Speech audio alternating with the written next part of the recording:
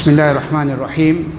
الحمد لله الذي بنعمته تتم الصالحات وبفضله تتنزل الخيرات والبركات وبتوفيقه تتحقق المقاصد والغايات، والصلاة والسلام على نبينا محمد وعلى آله وأصحابه أجمعين. أما بعد، معاشر الحاضرين، kwanza nikumshukuru Mwenyezi Mungu kwa neema zake nyingi. Ametupa umri, ametupa tawfik kuweza kuafikiwa kufika katika kipindi kama hichi cha mwezi mtukufu wa Ramadhani.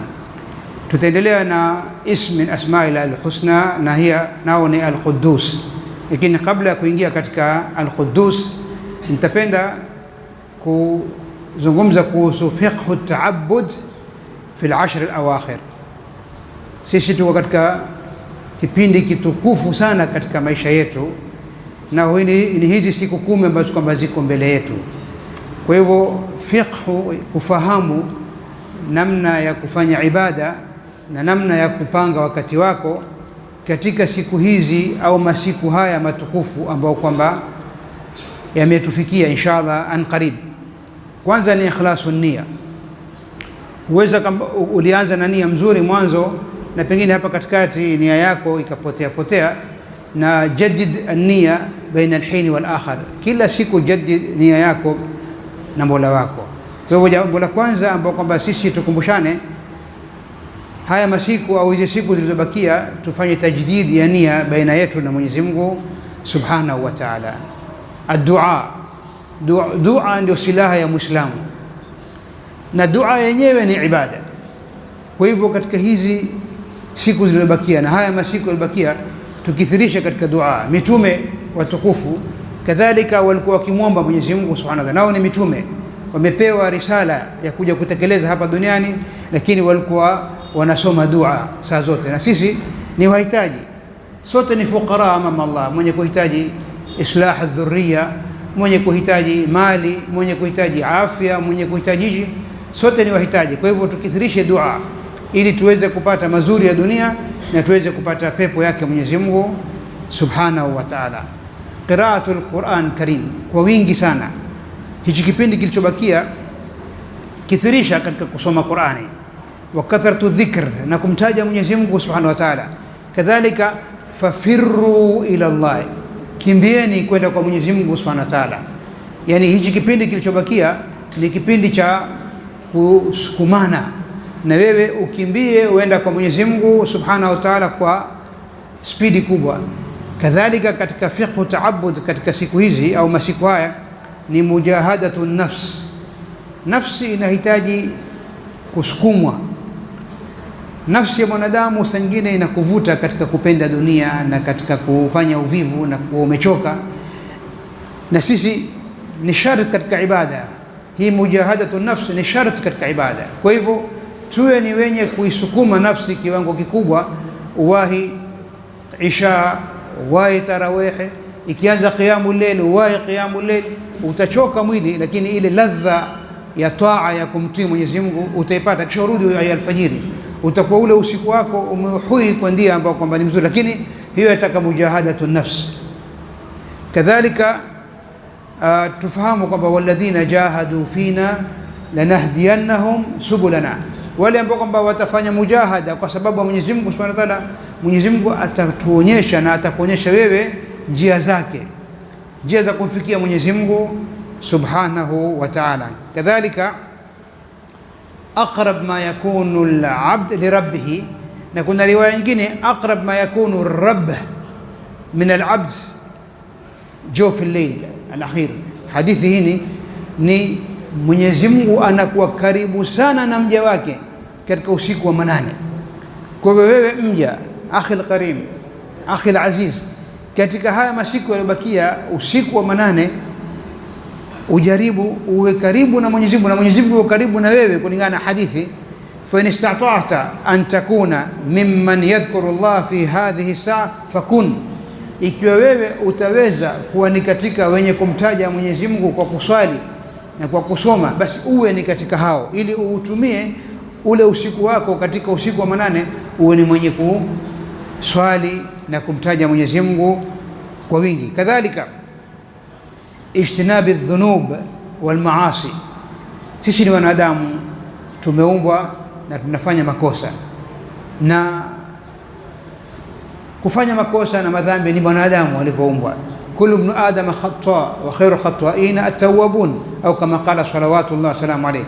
Lakini wewe na mimi tujaribu kujiepusha na maasiya na madhambi katika hichi kipindi ambacho kwamba kimebakia, ili tuweze kuwafikiwa na at-taqwa wa ta'a, kupata ucha Mungu na kupata kumtii Mwenyezi Mungu subhanahu wa ta'ala. Hichi ni kipindi muhimu sana.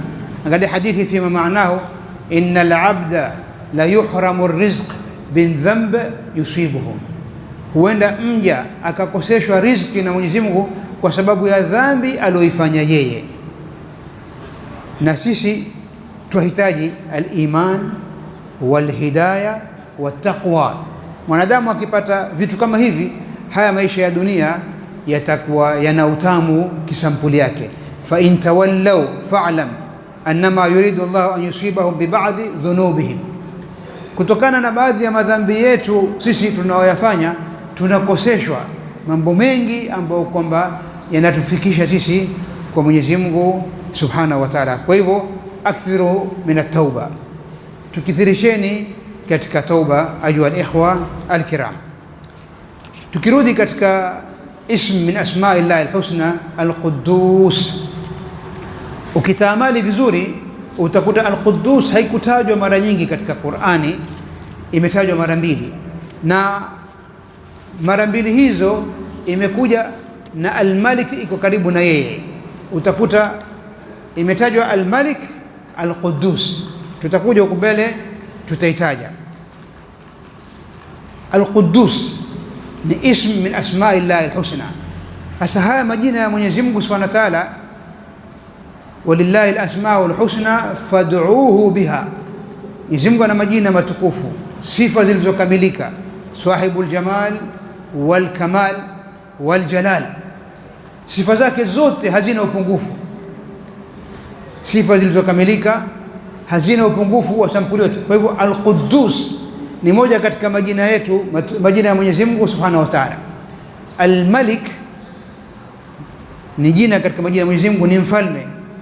Al-Quddus hana kasoro, ametakasika, hana mfano wake. Kwa hivyo utakuta sisi wanadamu huweza akawa kuna mudir, kuna director, kuna CEO katika organization, katika biashara, lakini akawa ana udhaifu, ima ni mkali, mara ataka kumfuta mtu kazi, ima ana udhaifu hunu au ule, kwa sababu ni mwanadamu. Lakini Mwenyezi Mungu Subhanahu wa Ta'ala ni al-Malik al-Quddus, ambao kwamba hana kasoro, hana upungufu, lam yalid wa lam yulad, hamuhitaji mwingine yoyote. Utakuta mfalme au mkubwa ahitaji mke, ahitaji yule amsaidie, ahitaji maskari, hata watawala wafalme wahitaji mwenye kuwasaidia, lakini Mwenyezi Mungu Subhanahu wa Ta'ala hamuhitaji mtu yoyote, ajitosheleza yeye peke yake. Kwa hivyo al-Quddus huwa ahad asma'illahi al-husna, wa yani al-munazzah al-mutahhar an kulli aibin wa naqsin au mushabahat al-makhluqin, yani hana kuhitaji mwingine, ametahirika, ametakasika na hafanani na mja kwa sampuli yoyote. Wa huwa al-mubarak alladhi tu'azzimuhu al-qulub wal-alsan, na yeye ndiye ambaye kwamba amebarikiwa. Na sisi tunataka baraka kutoka kwa Mwenyezi Mungu Subhanahu wa Ta'ala, nyoyo zetu za muhitaji, ndimi zetu za muhitaji. Al-Quddus. Na kuna siri utakuta ambao kwamba iko al-Malik al-Quddus, nao ni kwamba yeye hamuhitaji mtu mwingine yoyote katika maisha, lakini sisi wanadamu tutakuta tunamhitaji mwanadamu mwenzako katika maisha. Katika wenye kumjua Mwenyezi Mungu Subhanahu wa Ta'ala zaidi ni mtume wetu Muhammad salawatullah wasalamu alayhi. Na angalia tuambiaje, lau ta'lamuna ma a'lam, lau nyinyi mungejua ninayoyajua mimi, la dhahiktum qalila wa la bakaitum kathira, mungelia sana na mungecheka kidogo. Ukifikiria kaburi na ahwal qabr na hisabu na mizan na sirat na janna, na yale mambo yaliyoko kule. Wewe ukiyafikiria yale utaipa dunia mgongo. Sasa alamu al-khalq, katika waja wote wanaomjua Mwenyezi Mungu Subhanahu wa Ta'ala zaidi ni mtume wetu Muhammad salawatullahi wasalamu alayhi. Msalia ni mtume anapotajwa. Raghima anf ni juu yetu sisi, na tutakuwa tumpata hasara anapotajwa mtume wetu sallam na ikawa hatumswalia. Angalia tuambiwaje, inna Allaha wa malaikatahu yusalluna ala nabi ya ayyuhalladhina amanu sallu alayhi wa sallimu taslima. Kwa hivyo hii ni amri. Angalia hapa anasemaje mtume wetu sallam, la uhsi thanaan alayk anta kama athnaita ala nafsik, mimi na siwezi kukusifu wewe Mwenyezi Mungu Mola wetu Allah tabaraka wa taala ni kama ulivyojisifu wewe mwenyewe. Anta kama athnaita ala nafsik, yani mtume wetu sallam na hikma na balagha na fasaha aliyopatiwa mtume wetu sallam, lakini yasema la uhsi thanaan alayk anta kama athnaita ala nafsik, mimi yani sikutanganyi katika kukusifu na kukutaja sifa zako, ni kama ulivyotaja wewe mwenyewe subhanahu wa ta'ala. Kwa hivyo ikiwa mtume wetu sallam asema hivi, kwa Mwenyezi Mungu hana aibu, hana kasoro, hana upungufu. Sayyidina Umar bin Abdul Aziz rahimahullah, al-Khalifatu Zahid, alishika ukhalifa katika kipindi cha fitna kilichokuwa kimetokea, lakini akashika utawala na akaregesha khilafa katika minhaji nubuwa kama ilivyokuwa wakati wa Sayyidina Umar babu yake.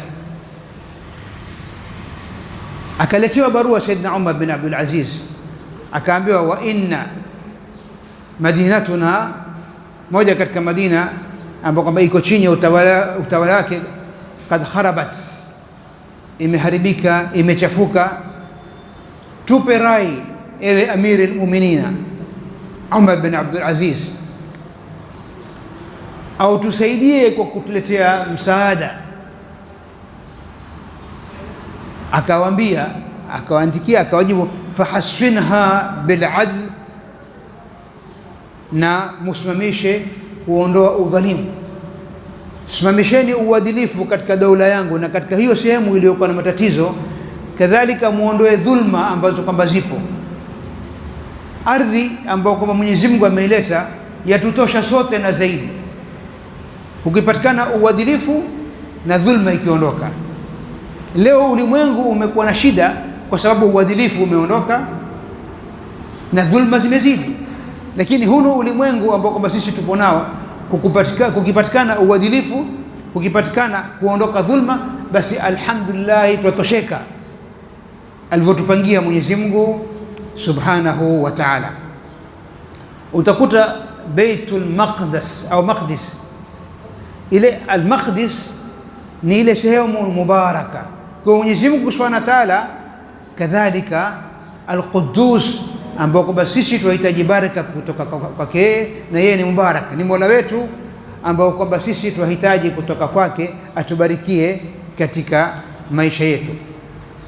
Ayuha ikhwa alkiram, utakuta kuna viungo sisi tukaenda kutawadha tunatia maji, hata ukitayammam utatia kwenye viungo hivyo. Kwa mfano utapiga mikono kwenye mchanga ikiwa ni tayammum, ufanye hivi kisha utie kwenye uso, ufanye tena hivi, fanye hivi kisha ufanye mkono wako hivi, ufanye na mkono wako hivi. Na ukiwa tawadha, idha qumtum ila salah faghsilu wujuhakum wa aydiyakum, mpaka mwisho wa aya. Sasa hivi viungo ambavyo kwamba wewe ukienda ukitawadha unavitia maji na ukitayammam unavipitishia mchanga, viungo hivi ni viungo ambavyo viko exposed, viko nje, vinaingia uchafu, vinapata maasia. Sasa shuria, sisi tumejaliwa tuwe ni wenye kutawadha, liana hadhihi al-a'dha, hivi viungo akthar mubasharatan lilmaasi. Sasa al-Quddus ambao ni Mola wetu ametufaradhishia sisi kutawadha wakati tunataka kufanya ibada, kwa sababu yeye ni al-Quddus, ametakasika, ina sisi tujitakase wakati tunataka kuzungumza na Mola wetu. Ni kama wewe unapokwenda kwa mtu unayempenda, mtu unayemheshimu, utazingatia mambo mengi. Dress code yako utavaa namna gani, mazungumzo yako utazungumza namna gani, na utasimama vipi, utaketi vipi. Wewe mfano tuenda kukutana na mtu ambaye kwamba ana heshima, ana cheo, utakuwa wawaza. Mfano uenda kupeleka posa pahali, utajaribu nitavaa nguo gani, nitazungumza nini, katika sisi atakayekuwekwa hapa, atakayekuwa ni spokesman wetu nani. Kwa hiyo haya yote utakuwa wayazingatia. Kadhalika hivi viungo vinawakilisha, vina represent mimi ndani yangu, na hivi viungo kutokana na udhu yaumul qiyama vitakuwa na athari ya udhu itakuwa iko. Mtume wetu sallam atawajua waja wake kutokana na athari ya udhu. Kwa hivyo aludhu, kila wewe ukiwa utaweza kuwa katika hali ya utahara ya udhu muda mrefu, bora kwako wewe na kwangu mimi. Na ndio kilala uwe na udhu, kisha utatanguka taban. Lakini ile wewe kufanya udhu ile ni amri شرع القدوس الوضوء لأن هذه الأعضاء أكثر مباشرة للمعاصي وهي أكثر عضوة للغبار والوسخ. أنقل هي أثر يوضوء، لكن القدوس الخالق الرازق atakasisi tutakuwa ni wenye kufanya jambo kama hiyo. Ayuha ikhwa alkiram, mbingu zimepakata. Katika hadithi hakuna sehemu ambayo kwamba itakuwa empty ila kuna malaika imma anafanya tasbih au amerukuu au anasujudu. Mbingu zilivyo na nguvu, sisi wanadamu tunafanya mengine jeuri, kibri, lakini kuumba mbingu na ardhi akbar min khalqikum anfusakum. Mwenyezi Mungu katika kuziumba mbingu na ardhi, ile logistics ya kuziumba hivi ni vigumu zaidi na ni kubwa, wala hakuchoka. Sisi wanadamu, kuna mafundi makontrakta hapa, mpe mfano building 6 kwa mara moja ajenge. Akimaliza kujenga building 6 atakwambia nachukua off wiki 2 na mimi nikapumzike nijenge mwili. Akili imechoka kwa kusumbuana na mafundi. Fundi kusumbua huyu yule, mara rangi mara hivi. Lakini Mwenyezi Mungu amejenga mbingu na ardhi na akakuumba wewe, wama massana min lughub, hata hatukuchoka. Kwa hivyo utakapomfahamu Mwenyezi Mungu kwa majina yake matukufu na sifa zake zilizokamilika, utahisi wewe ninapozungumza na Mwenyezi Mungu, utahisi nazungumza na Mwenyezi Mungu al-Aziz, al-Qawi, al-Matin, ambao kwamba ananisikia na mimi nazungumza na ambao kwamba yeye ni mwenye uwezo wa kuniitikia mahitaji yangu. Na ndio utakuta wama kana rabbuka nasiya likamali ilmihi. Mimi uweza kunituma, lakini nikituma mambo mengi, simu zimefika 100 kwa mara moja, nyingine nitasahau, na wewe vile vile, na mwingine vile vile. Lakini Mwenyezi Mungu hasahau kabisa, na ndio anakanusha kwamba yeye wasahau. Wama kana rabbuka nasiya, ilmu yake na utendakazi wake ni mkubwa, hasahau. Faman ya'mal mithqala dharratin khairan yara waman ya'mal mithqala dharratin sharran yara. Kwa hivyo namna unavyoishi atakaofahamu ukubwa na uzito wa Mwenyezi Mungu Subhanahu wa Ta'ala. Wala yadhlimu rabbuka ahada, Mwenyezi Mungu hamdhulumu. Umeomba mfano dua mara ya kwanza, mara ya pili hujaitikiwa, haja kudhulumu, atakupa, atakuepushia mengine. Kwa hivyo wewe usipate tabu madamu umemwomba na umetumia ule uslubu wa kumwomba. Likamali adlihi, uadilifu wake ndio uliokamilika. Sisi wanadamu uadilifu wetu unaweza ukawa una upungufu, uweza kuwa na watoto 6 7, lakini saa nyingine katika uadilifu wako ukamili uweza kuwa na wake 4, lakini katika kuishi na wao ukamili zaidi katika huyu au yule, kwa sababu wewe ni mwanadamu, una upungufu wa kibwanadamu. Lakini Mwenyezi Mungu Subhanahu wa Ta'ala, wala yadhlimu rabbuka ahada kabisa. Allahu la ilaha illa hu Alhayyu alqayyum, sisi sote tutakufa. Nani atatangulia? Hajui, hakuna anayejua. Inna Allah indahu ilmu saa wa yunazzilu al-ghayth, mpaka mwisho, lakini sote tutakufa. Hata malakul maut ambao kama yotoa hizo roho zetu, naye pia atakuja kufa naye. Kwa hivyo alhayyu alqayyum, ambao kwamba ataishi milele, ni Mwenyezi Mungu Subhanahu wa Ta'ala peke yake.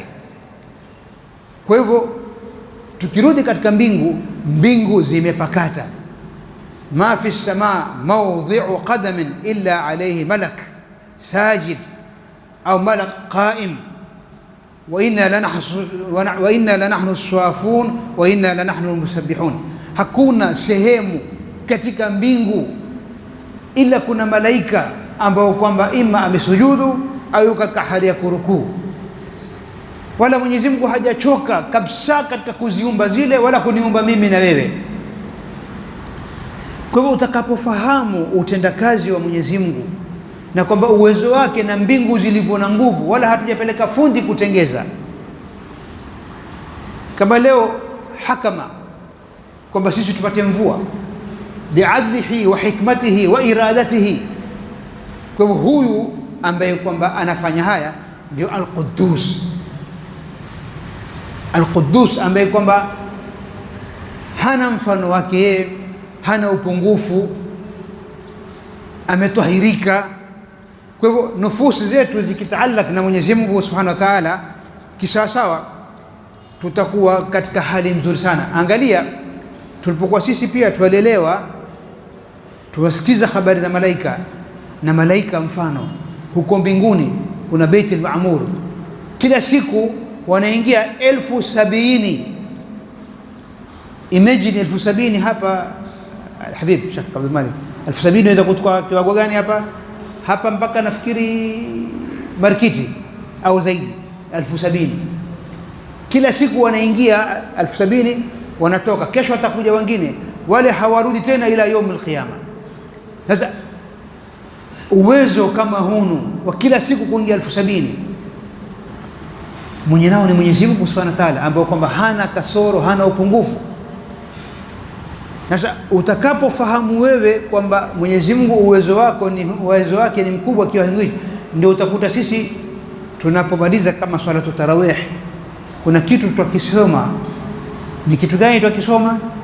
Subuh Quddus Rabbul Malaika waruh. Subuh Quddus Rabbul Malaika waruh. Subuh, imagine idadi ya malaika wanaomfanyia tasbih, hao ni 70,000 wote. Na kuna malaika tangu kuumba yuarukuu, hafanyi kazi nyingine. Na yaumul qiyama atamuuliza Mwenyezi Mungu, je, nimetekeleza wajibu wangu kisawasawa? Mimi na wewe ni wanadamu. Katika hadithi fima maanahu, wallahi atakatumshukuru Mwenyezi Mungu sisi ummati Muhammad, katika kueleza Mtume sallam katika masafa ya Nasara wal Yahud na muda ambao kwamba walipewa katika kuishi, walipewa masaa mengi na malipo madogo. Lakini sisi katika ile hadithi fima maanahu, sisi ni baina al-asri wal maghrib, baina umma huu na yaumul qiyama ni kama alasiri na magharibi. Angalia, ni masaa mawili plus minus, kuzidi kupungua. Sasa sisi tuko karibu sana. Ndio Mtume wetu sana akasema, bu'ithu ana wasaa kahateni, wa ashara ila sababa, mimi na kiyama nimetumilizwa kama vitu viwili viko karibu sana. Angalia vidole hivi vingine na kisha angalia hivi viwili, wa ashara ila sababa, vidole viwili viko karibu sana. Sasa baina ya kutumilizwa Mtume wetu sallam na kiyama ni karibu sana, na sisi tumekuja ni baina al-asri wal maghrib. Kwa hivyo tufahamu tumekaribia huku tunakokwenda, haswa kwa haya matukio makubwa yanayotokea ulimwenguni. Chuma kinasema mbali kuna kwa karibu, wiki imekuwa kama siku. Haya yote ni katika alama za kiyama hizi. Kwa hivyo ilipokuwa sisi tuko katika hali kama hizi, yataka tuweze kumshukuru Mwenyezi Mungu Subhanahu wa Ta'ala. Tumepewa nafasi ya Lailatul Qadr, usiku wenye cheo. Mwenyezi Mungu yatulipa mara mbili, marudufu. Walipokuwa wengine huku nyuma walikuwa wakipewa kiflu wahid, sisi tupewa kiflain. Muda wetu ni mfupi na malipo double. Kwa hivyo ni sisi tuwe ni kuntum khaira ummatin ukhrijat linnas ta'muruna bil ma'ruf wa tanhauna 'anil munkar wa tu'minuna billahi, mumekuwa ni umma bora waliotumilizwa katika ardhi, lakini mnaamrishana mema, mnakatazana kufanya mabaya na mnamwamini Mwenyezi Mungu subhanahu wa ta'ala. Ayuha na ikhwa alkiram, kwa dakika chache zilizobakia, ni kitu gani ambacho kwamba a'dhamu shay khalaqahu Allah tabaraka taala, ni kitu gani ambacho kwamba kitukufu amekiumba Mwenyezi Mungu subhanahu wa ta'ala katika viungo vyetu? Nani atajaribu hapa? Ni akili.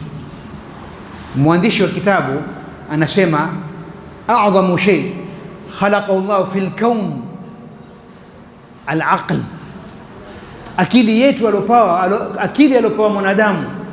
Angalia, akatengeza kompyuta, akatengeza hichi, akatengeza ile simu, akatengeza ndege, akatengeza mambo mengi.